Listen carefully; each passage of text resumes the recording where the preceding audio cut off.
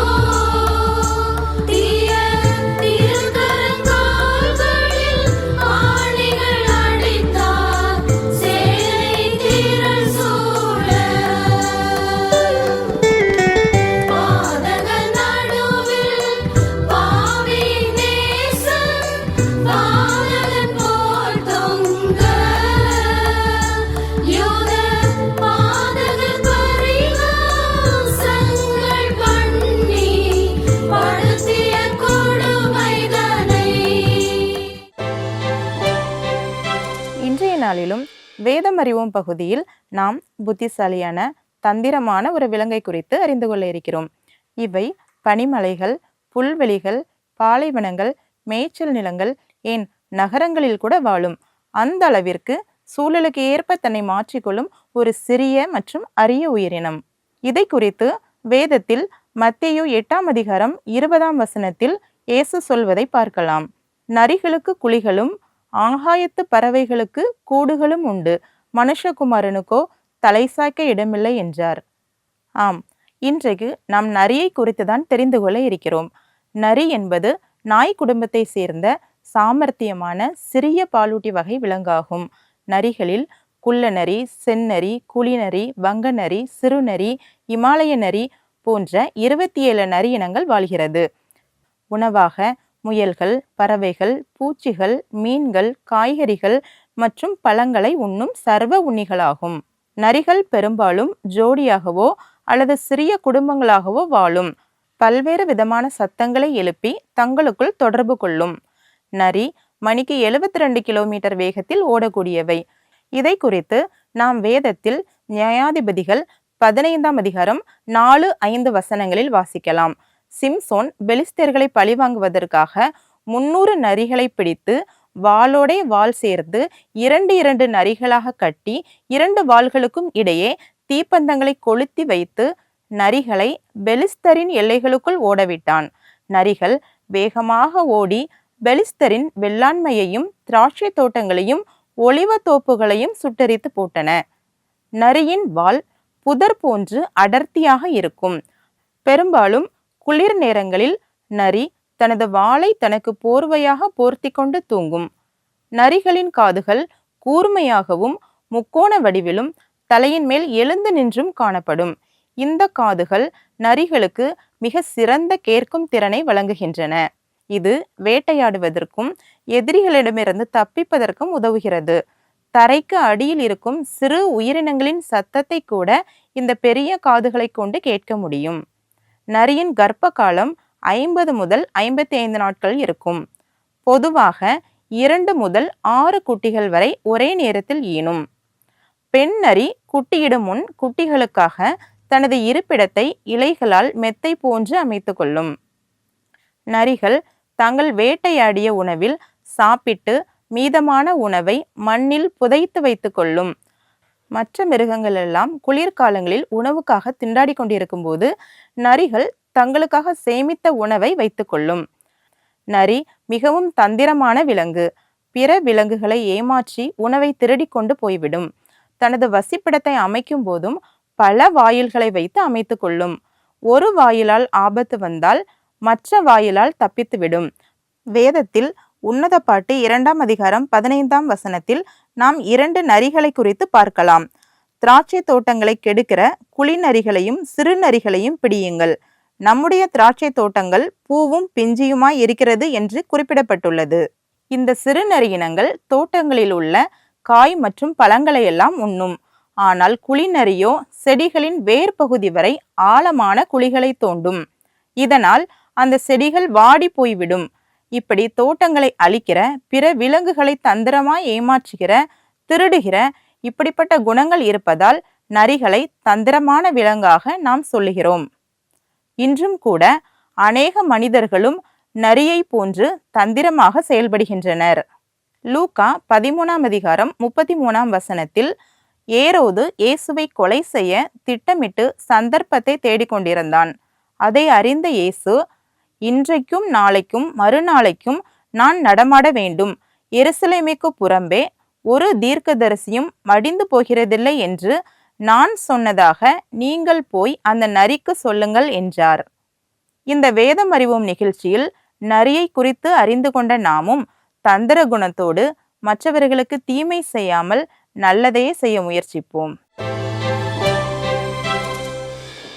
சிகரம் தொடும் புறாக்கள் நேயர்களுக்கு அன்பு வணக்கம்.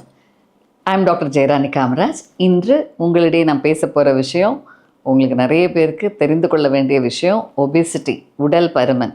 எல்லாருக்கும் ரொம்ப அழகாக ஒல்லியாக இருக்கணும் தான் ஆசை. ஆனால் எத்தனை பேர் இந்த மாதிரி இருக்காங்க? இன்றும் உலக அளவில் பார்த்திங்கன்னா ஒரு ஆய்வு 2016 பண்ண ஆய்வில் 1950 கிட்டத்தட்ட 50 வருடத்துக்குள்ளே இந்த ஒபிசி உடல் பருமன் டபுள் ஆயிடுச்சு நம்மளோட பாப்புலேஷன் சொல்கிறாங்க. அதே மாதிரி இறப்பு என்பது ஒரு டெத்தாவது ஒபிசிட்டி இருக்கவங்களுக்கு அதிகமாக இருக்குது. அது ஒரு காரணமாக அமைகிறது.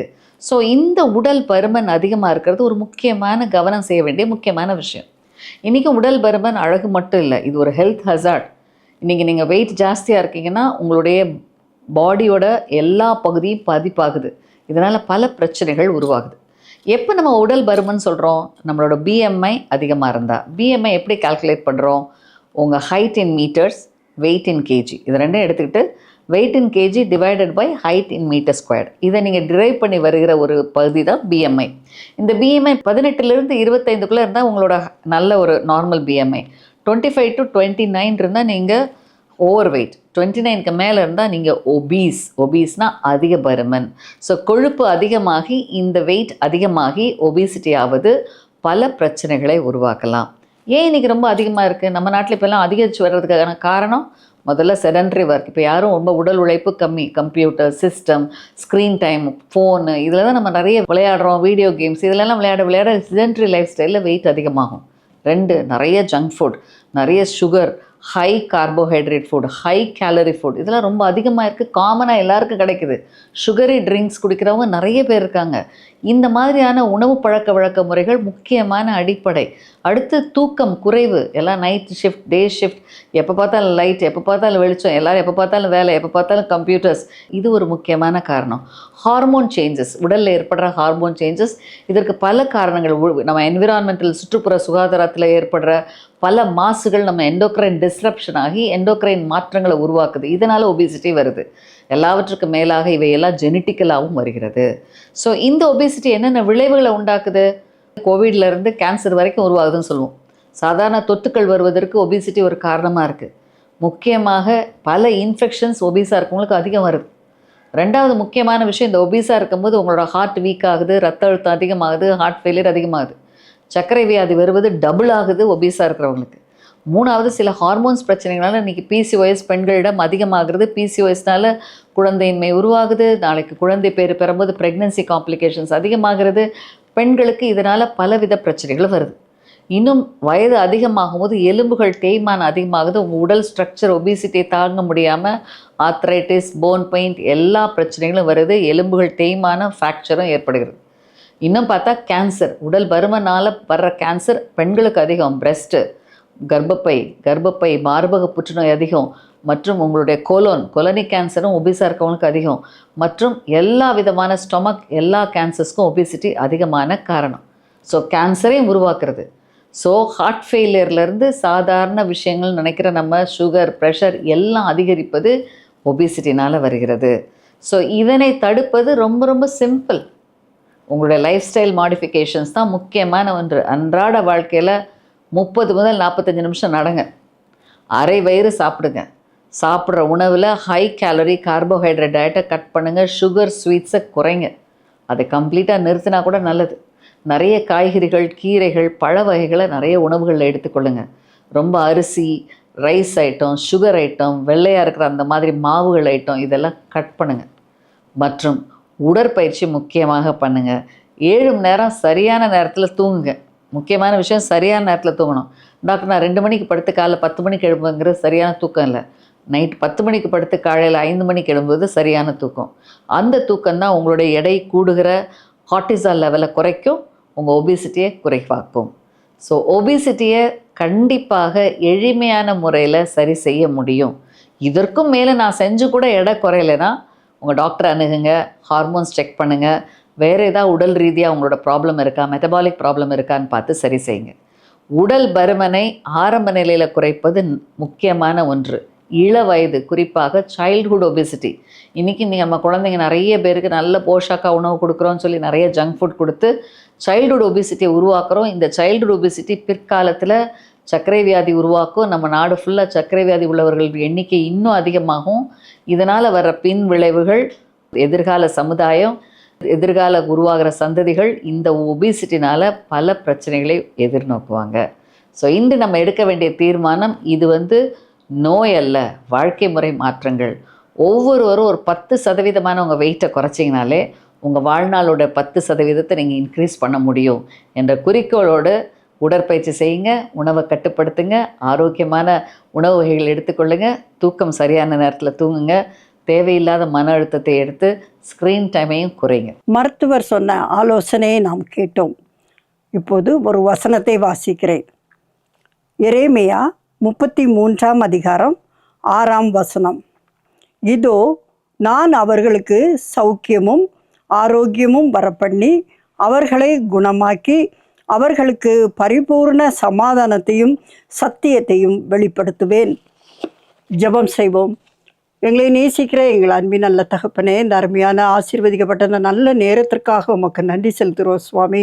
இந்த நாட்களிலே அநேகருடைய சரீரங்கள் ஆண்டவரே நினைத்து பார்க்க முடியாத அளவுக்கு ஆண்டவரே பர்மனாக காணப்படுகிறதை நாங்கள் கேள்விப்படுகிறோம், பார்க்கிறோம் சுவாமி. உணவு பழக்க வழக்கங்கள், பலவிதமான வேலை பழுக்கள் மத்தியிலே சரியான ஓய்வு இல்லாமல் ஆண்டவரே சரீரத்திலே வருகிற ஆண்டவரே குறைபாடுகளை நாங்கள் அனுபவிக்கிறோம் சுவாமி. இந்த நேரத்திலே மருத்துவர் மூலம் கொடுக்கப்பட்ட ஆலோசனைகளுக்காக உமக்கு நன்றி செலுத்துகிறோம்.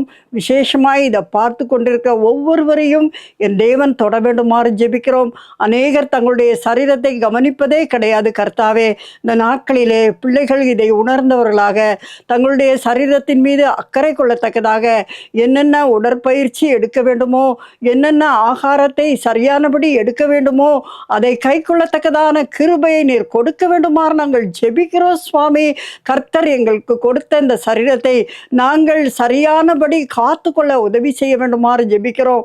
ஆரோக்கியத்தோடு நல்ல சுகத்தோடு பலத்தோடு உமக்காக வாழ நீர் உதவி செய்ய வேண்டுமாறு ஜெபிக்கிறோம். எங்களுடைய ஜெபங்களை கேட்டதற்காக ஸ்தோத்திரம். இயேசுவின் நாமத்தில் ஜெபிக்கிறோம் எங்கள் நல்ல பிதாவே, ஆமேன். பிரியமான சிகரம் தொடும் புறாக்கள் நேயர்கள் அனைவருக்கும் ஆண்டவர் இயேசுவின் நாமத்தில் அன்பின் வாழ்த்துக்கள். நம்முடைய காதுகள் நமக்கு ரொம்ப முக்கியமான ஒரு உறுப்பாகும். நம்முடைய காதுகளை பார்த்திங்கன்னா அது கேட்கிற திறன் மாத்திரமல்ல, நம்முடைய சரீரம் ஸ்டெடியாக நிற்கிறதுக்கு கூட நம்முடைய காதுகளுக்குள் இருக்கக்கூடிய ஒரு ஃப்ளூயிட் தான் காரணமாக அமைகிறது. நம்முடைய காதுகள் நம்முடைய வெளியிலேருந்து கேட்கக்கூடிய சத்தங்களை கேட்டு அதை நம்முடைய பிரெயினுக்கு டிரான்ஸ்மிட் பண்ணுது. நம்ம உடம்புலையே இருக்கிறதுல சின்ன எலும்பு காதுகளுக்குள்ளே தான் இருக்குது.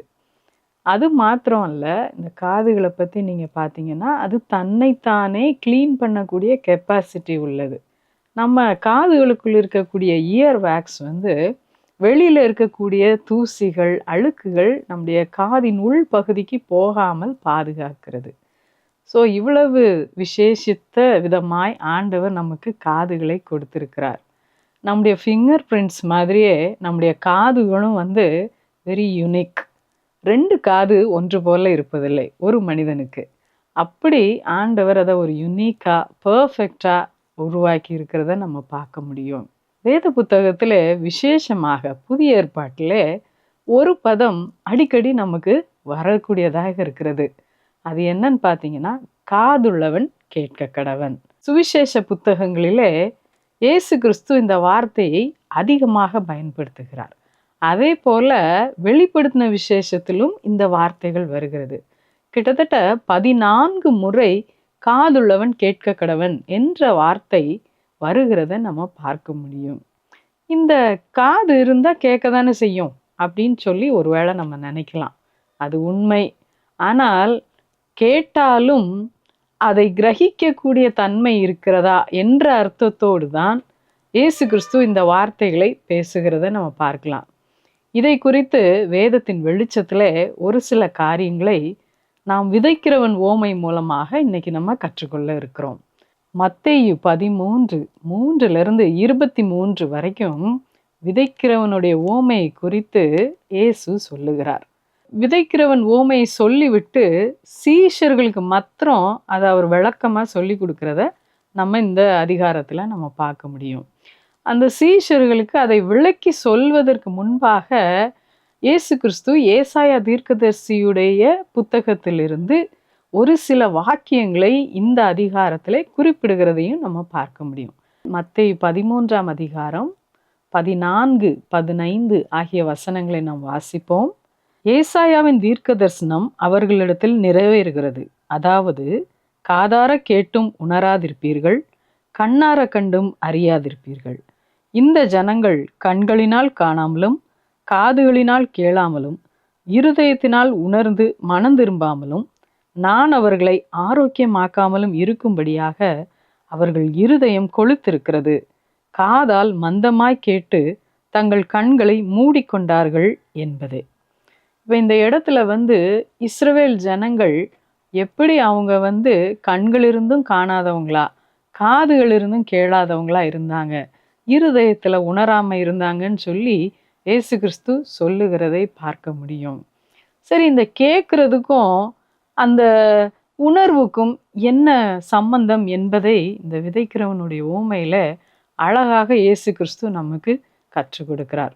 இந்த விதையில மிஸ்டேக்கே கிடையாது. விதை என்பது கர்த்தருடைய வசனம். அது பர்ஃபெக்டா இருக்குது.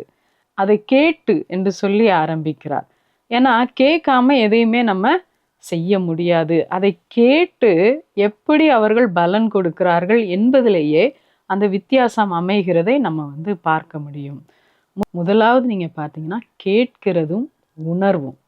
நம்ம கேட்குறோம், உணர்வு இருக்கிறதா என்று சொல்லி நம்ம பார்க்க போறோம். நீங்கள் திருப்பிக் கொள்ளுங்கள். மத்தேயு 13:19 பார்த்தீங்கன்னா, ஒருவன் ராஜ்யத்தின் வசனத்தை கேட்டு உணராதிருக்கும் போது பொல்லாங்கன் அவன் இருதயத்தில் விதைக்கப்பட்டதை பறித்து கொள்கிறான், அவன் வழி அருகே விதைக்கப்பட்டவன். இப்ப நீங்க பாருங்க, காதால கேட்குறாங்க வசனத்தை, அது நேர எங்க விழுதுன்னா இருதயத்துல விழுது.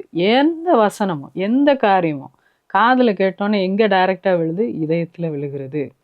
அப்போ சில சமயங்களில் சில காரியங்கள் நம்ம கேட்டாலும் நம்ம உள்ளே வராது. ஏன்? நம்ம உணர்வு பூர்வமாக அதை எதிர்த்துருவோம். உதாரணமாக நம்ம உலக பிரகாரமாக நம்ம பேசணும்னா, ஒரு இடத்துல நம்ம ஒரு ஃபெஸ்டிவல்கே போகிறோம். திடீரென்று ஒரு ஃபெமிலியரான ஒரு வாய்ஸ், உங்களுக்கு அந்த வாய்ஸை கேட்டோன்னா அந்த நபர் யார் என்று பிடிபடுகிறது. ஆனால் அந்த ஆளை உங்களுக்கு பிடிக்காது. அப்போ நீங்கள் என்ன செய்வீங்கன்னா, அதை அவாய்ட் பண்ணி அப்படி ஒரு ஆள் இல்லாத மாதிரி என்ன பண்ணிடுவீங்க, நீங்கள் மூவ் பண்ணி அந்த இடத்த விட்டு போயிடுவீங்க.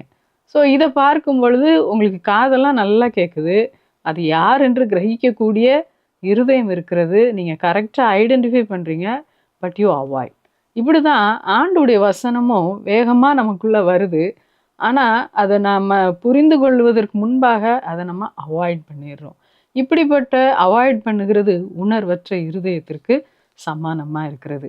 ரெண்டாவது நீங்கள் பார்த்தீங்கன்னா, கேட்டாலும் வேர்கொள்ளாத ஒரு தன்மை இருக்குது. நீங்கள் திருப்பிக் கொள்ளுங்கள். மத்தேயு 13:20 கற்பாறை இடங்களில் விதைக்கப்பட்டவன் வசனத்தை கேட்டு உடனே அதை சந்தோஷத்தோடு ஏற்றுக்கொள்கிறான். 21 ஆகிலும் தனக்குள்ளே வேறு இல்லாதனால் கொஞ்ச காலம் நிலைத்திருப்பான். வசனத்து நிமித்தம் உபத்திரமும் துன்பமும் உண்டான உடனே இடறல் அடைவான்.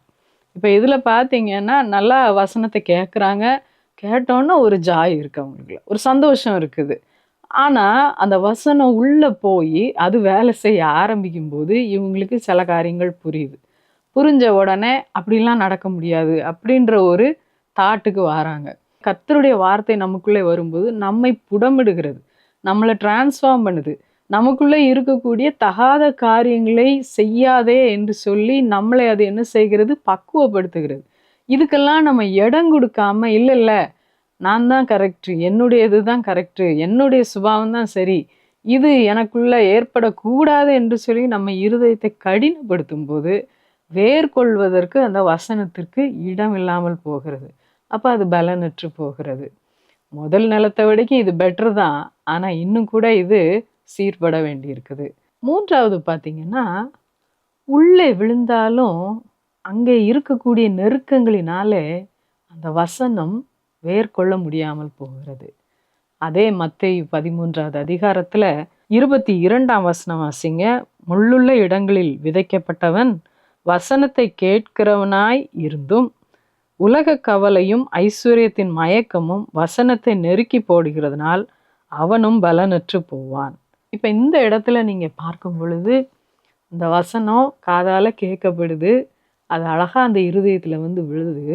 ஆனால் அந்த இருதயம் எப்படி இருக்குன்னா, ஆல்ரெடி இட் இஸ் ஆக்குபைட். அது வந்து ஆல்ரெடி உள்ளுக்குள்ளே ஏகப்பட்ட காரியங்கள் ஓடிக்கொண்டே இருக்கிறது. அதிக கவலை அவர்களுக்குள் இருக்கிறது. உலகத்தின் காரியங்கள், எப்படி நம்முடைய ஐஸ்வர்யத்தை பெருக்கலாம், ஐஸ்வர்யத்தின் மயக்கம் என்றே சொல்லுகிறார் கர்த்தராகிய இயேசு கிறிஸ்து. எப்படி நம்முடைய கையில் இருக்கிறத டபுள் ஆக்கலாம், ட்ரிபிள் ஆக்கலாம், இப்படி ஒரு பிளானிங் மைண்ட் செட்டோடையே அவங்க இருக்கிறாங்க. இந்த உலகத்தின் காரியங்களிலே அவங்க போராடி கொண்டே இருக்கிறதுனால அவங்களுடைய இருதயம் வந்து ஃப்ரீயாகவே இல்லை. அவங்களுக்கு வந்து என்ன ஆகுது அப்படின்னா, ஒரு புகை மண்டலம் போல, இல்லை ஒரு நெருக்கமான சூழ்நிலைகளில் இருக்கிறது. அதை கர்த்தராகிய இயேசு கிறிஸ்து எப்படி ஒப்பிடுகிறார்னா, ஒரு முள் முளைத்த ஒரு நிலத்தை போல அது இருக்கிறது என்று சொல்லி அதை ஒப்பிடுகிறார். முள் இருக்கிற இடத்துல செடிகள் வளராது. ஆகையினால தான் முள் இருக்கிற இடங்களை அகற்றி சுத்தம் பண்ணி தான் என்ன செய்ய முடியும், நல்ல காரியங்களை செய்ய முடியும். கேட்குறோம், நல்லா உணர்வு கூட இருக்குது, ஆனால் உள்ள விழுந்து வேர்கொள்றதுக்கு அந்த வசனம் டைம் எடுக்கும் பொழுது நம்மளை சுற்றி செயல்படுகிற செயல்பாடுகளினாலே அதை நாம் அவித்து போடுகிறோம். இதுவும் நம்மிடத்துல காணப்படுது. 4வது இயேசு கிறிஸ்து என்ன சொல்றாரு, நல்ல நிலத்தில் விழுந்த விதை என்று சொல்கிறாரு. மத்தேயு 13வது அதிகாரத்தில் நீங்கள் 23ஆம் வசனத்தை வாசித்தீங்கன்னா, நல்ல நிலத்தில் விதைக்கப்பட்டவனோ வசனத்தை கேட்கிறவனும் உணர்கிறவனுமாய் இருந்து 100ஆகவும் 60ஆகவும் 30ஆகவும் பலன் தருவான் என்றார். இப்போ இந்த இடத்துல பார்க்கும் பொழுது அந்த வசனத்தை கேட்ட உடனே ஃபஸ்ட்டு உணர்கிறான் என்று சொல்லி ஆண்டவர் இயேசு கிறிஸ்து சொல்லுகிறார். அப்போ நம்ம நல்ல நிலமாக நம்முடைய இருதயம் இருக்கணும்னா ஃபஸ்ட்டு நம்முடைய ஹார்ட் வந்து வசனத்தை கேட்பதற்கு ப்ரிப்பேர்டாக இருக்கணும். அந்த ஆயத்தம் நம்முடைய இருதயத்தில் இருக்க வேண்டும். உணர்வுள்ள இருதயம் வேண்டும். இப்போ முதல் ஹையரார்க்கியிலேருந்து நீங்கள் பார்த்தீங்கன்னா, முதல்ல உணர்வற்ற இருதயமாக இருந்துச்சு. 2வது பார்க்கும்போது உணர்வுலாம் இருந்தது, சந்தோஷம்லாம் இருந்தது. வசனத்தை கேட்கும்போது அதோடைய தாக்கத்தை, அதோடைய மறுரூபப்படுத்தும் தன்மையை தாங்கக்கூடாத ஒரு இருதயமாக இருந்துச்சு. அடுத்த 3வது ஒரு இருதயம் எப்படி இருந்துச்சு, அது நல்லா தான் எல்லாத்தையும் ஏற்றுக்கொண்டுச்சு, அழகாக அந்த வசனம் இருதயத்தில் விழுகிறதுக்கு ஒப்பு கொடுத்துச்சு. ஆனால் மற்ற கவலைகள், மற்ற போராட்டங்கள் அதெல்லாம் தான் ஓவர் கம் பண்ண விட்டுருச்சு.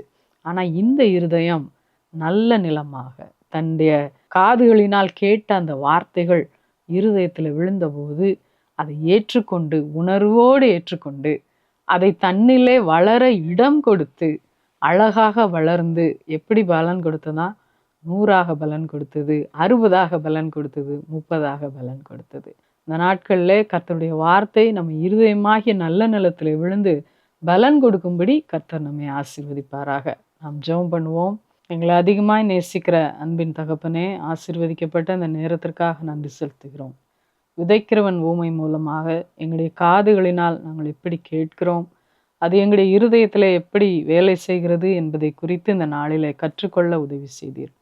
எங்களுடைய இருதயம் ஆண்டவரே நல்ல நிலமாக, காதுகளால் கேட்கிற வசனங்கள் எங்களுடைய இருதயங்களிலே விழவும், அது வேர் கொள்ளவும், அது உண்மையிலே பலன் கொடுக்கவும் ஆண்டவர் எங்களுக்கு கிருபை தர வேண்டுமா நாங்கள் ஜெபிக்கிறோம். கர்த்தாவே, உணர்வற்ற முள்ளுகளினால் நெருக்கப்பட்ட எங்களுடைய ஆண்டவரே இருதயத்தின் கவலைகளினாலே எங்களை நாங்கள் பாதித்து கொண்டிருக்கிற எல்லாவற்றையும் கர்த்தர் இயேசுவின் நாமத்தினாலே எடுத்து போடும். எங்களுடைய இருதயம் பாறை போல இறுகினதாக இராதபடிக்கு அப்பா கர்த்தாவே, விதை வளரக்கூடிய அளவிற்கு பண்படுத்தப்பட்டதாக இருக்க கிருபை தாரும். இயேசுவின் மூலம் வேண்டிக் கொள்கிறோம் பிதாவே, ஆமேன். விஸ்வவாணி என்பது இந்தியாவில் அறியப்படாத இடங்களில் நற்செய்தியை அறிவித்து தாழ்ந்து கிடக்கும் சமுதாய மக்கள் சமுதாயத்தில் உயர்ந்த நிலையை அடைவதற்கான அனைத்து கட்டமைப்புகளையும் ஏற்படுத்தி தரும் ஓர் மக்கள் இயக்கம். குடி, விபச்சாரம் என மனிதர்களை அழித்தொழிக்கும் பாவங்களிலிருந்து அவர்கள் நிலையான விடுதலையை பெற்றுக்கொள்வதற்கான வழிமுறைகளை அறிவித்து, கல்வி அறிவு புகட்டி, கைத்தொழில்களை கற்பித்து, சமுதாயத்தின் சக மனிதர்களைப் போல அவர்களும் தலை நிமிர்ந்து வாழ வழி செய்யும் ஓர் அன்பின் ஐக்கியம். ஒரு கிராமத்தை பொறுப்படுத்து மாதந்தோறும் 4000 ரூபாய் அன்பின் ஈகையாக கொடுப்பதின் மூலம் ஓர் சமுதாயம் நம் கண்முன்னே மலர்வதை நீங்கள் பார்க்க முடியும். அவர்கள் ஆராதிக்கவும், தங்கள் சமுதாய மறுமலர்ச்சிக்கான திட்டங்களை தீட்டவும் ஓர் ஆராதனை கூடத்தை ஏற்படுத்தி தருவதற்கு எங்களை நீங்கள் தொடர்பு கொள்ளலாம். சிறுவர்களுக்கான கல்வி செலவை ஒவ்வொரு மாதமும் ரூபாய் 1500 கொடுப்பதின் மூலம் பொறுப்பெடுக்கலாம். இந்திய தேசத்தின் வலிமையான கிராமங்களை உருவாக்க, அடிமைத்தனங்கள் இல்லாத சமுதாயத்தை கட்டமைக்க அன்பின் இதயங்களாக நாம் ஒன்று சேர்ந்து உழைப்போம். ஆண்டவர் உங்களை ஆசீர்வதிக்கட்டும். கூடுதல் தகவல்களுக்கும் அன்பின் தொடர்புகளுக்கும் நீங்கள் தொடர்பு கொள்ள வேண்டிய தொலைபேசி எண்கள் திரையில் காண்பிக்கப்படுகின்றன. உங்கள் அன்பின் ஈகைகளை ஆன்லைன் பரிவர்த்தனை மூலம் செலுத்த வங்கி கணக்கு எண்களும் கீழே தரப்படுகின்றன. பிரத்யேகமாக தரப்பட்டிருக்கும் QR கோடையும் நீங்கள் ஸ்கேன் பண்ணிக் கொள்ளலாம். உங்கள் ஜெபங்களாலும் ஈகைகளாலும் இந்தியாவை ஆசீர்வதிக்கும் உங்களை ஆண்டவர் அளவில்லாமல் ஆசீர்வதிப்பாராக. இந்த நிகழ்ச்சி உங்களுக்கு மிகவும் ஆசீர்வாதமாக இருந்திருக்கும் என்று விசுவாசிக்கின்றோம். நீங்கள் பெற்ற ஆசீர்வாதங்களையும் உங்கள் ஜெப தேவைகளையும் எங்களோடு பகிர்ந்து கொள்ளுங்கள். வாட்ஸ்அப் மூலமாகவும் தொடர்பு கொள்ளலாம். உங்கள் உறவினர்களுக்கும் நண்பர்களுக்கும் அறிமுகம் செய்ய மறவாதிருங்கள். ஆண்டவர் உங்களை ஆசீர்வதிப்பாராக.